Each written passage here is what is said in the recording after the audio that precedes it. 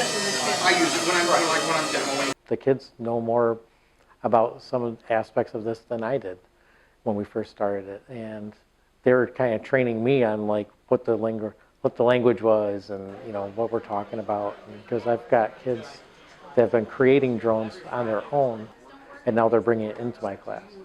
The gentleman was talking about how he's a math teacher and he's having the kids program the drones, and then it's becoming more of an organic thing because the kids are doing it. They're problem solving and coming up with the ideas. The ones that teach in the elementaries, to me, it's kind of neat because I'm not an elementary teacher. I never have been. So the fact that they can do this down into the elementaries is exciting for me.